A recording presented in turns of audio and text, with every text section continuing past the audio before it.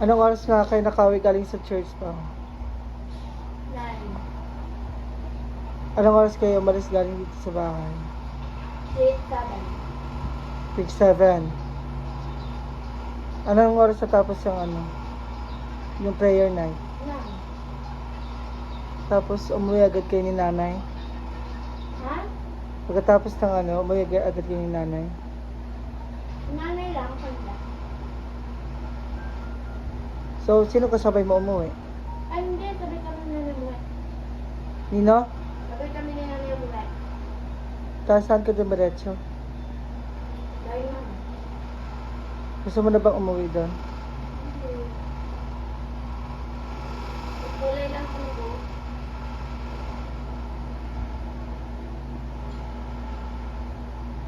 Bakit naisipan ni mama mo kulay ng buhok? Wala, baka nulo. Ha? Nulo. Kahit baguhin niya pa ang kulay ng buhok niya, kung ganun talaga ang mukha niya, walang magbabago doon.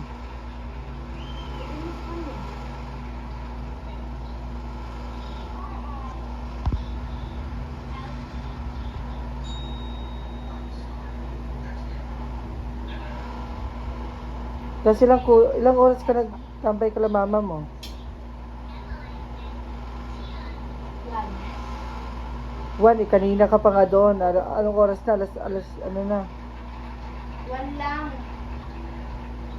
1 lang. Anong oras ka na uwi? Oo. Isa lang.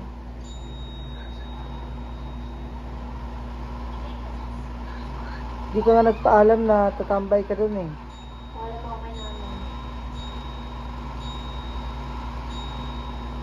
Ang tagal mo pa umuwi. Gusto mo na bang umuwi doon sa baba? Oo nga. Isusolo kita doon. Gusto ko na. Ubusin mo na. Kaya mo nakakain dyan eh.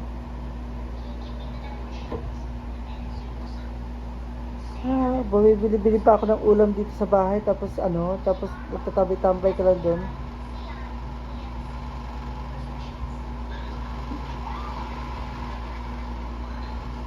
Oh, wala ka nang pasok, di ba? Wala ka nang gagawin. Ah. Oh, may nakababad na labahan dyan sa CR. Anong gagawin natin dyan? Bukas yun nalabahan.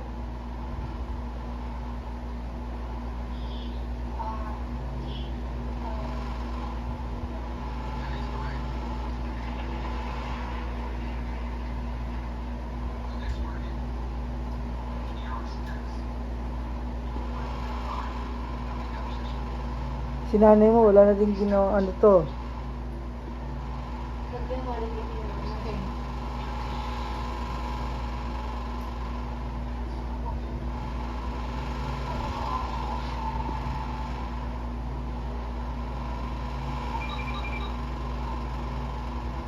Ano ba na yung kopto? Paano ko inumin yun? Hindi malamig. May ano kasi yun. Kasi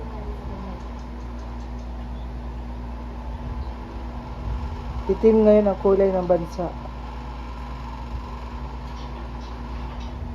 Ma, itim ang kulay ng bansa ngayon, ma. Ano sa tingin mo? Ma, Dong, matulog muna ako doon. bakit sa tingin mo itim ang kulay ng bansa?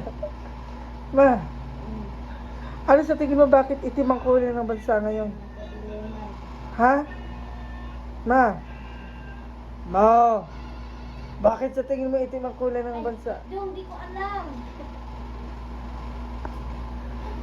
Ma, isa kang mamamayan ng bansang Pilipinas. Dapat alam mo yung nangyayari sa bansa na ngayon, na nagugutom ang maraming Pilipino. Kailangan natin ng matinong presidente. Kaya kailangan kulay itim ang ating bansa. Ma,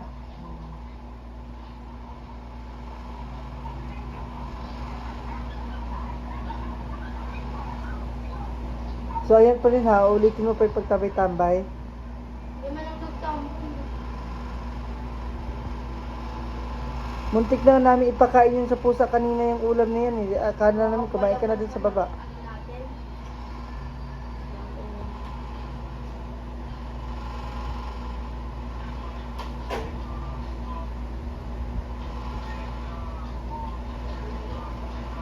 Oh, yung mga hugasan dyan, itatambay lang natin dyan.